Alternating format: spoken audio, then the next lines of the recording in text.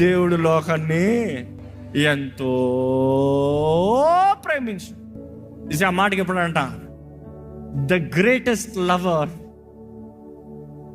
Love to the greatest extent. ఎవరిని? World. ఎవరి లోకం? నువ్వు నాశనం అవ్వకూడదని, మనల్ని రక్షిస్తానికి, మనల్ని విడిపిస్తానికి, మన బంధకాల నుండి మనల్ని విడిపిస్తానికి, మన చీకట్లో నుండి మనల్ని బయటికి తీసుకొస్తానికి మన జీవితంలో గురి, నిశ్చయత. ఏ ఒక్క జీవితం వ్యర్థం కాదు, ఏ ఒక్క జీవితం పనికి మాలింది కాదు. నువ్వు పనికి మాలిన స్థితిలో ఉన్నావు కానీ నీ జీవితం పనికి మాలింది కాదు. నువ్వు చేసిన పనులకి పనికి మాలిన పరిస్థితుల్లోకి, పనికి మాలిన లోతులోకి పట్టావేమో కానీ దేవుడు చేరలేని లోతంటూ లేదు.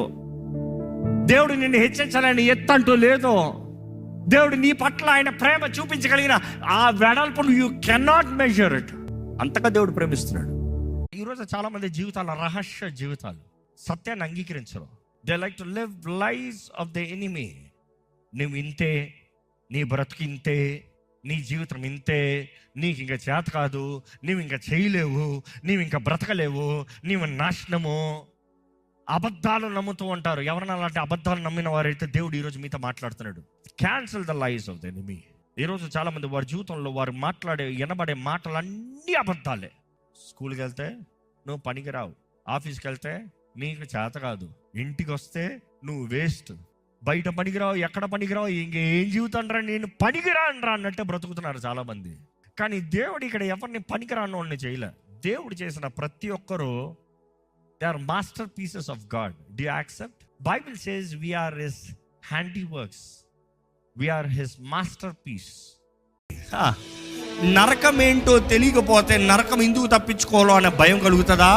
యేసు ప్రభు నరకం గురించి చెప్తాను. అంశం ఏంటంటే అది ఎంత క్రూరమైందో, ఎంత భయంకరమైందో అది తెలుసుకుంటే భయపడతాం. అలాంటి జీవితం నాకు వద్దు, ఆ స్థలము నాకు వద్దు అని. అసలు నరకం ఎవరి కొరకు సిద్ధపరచబడింది?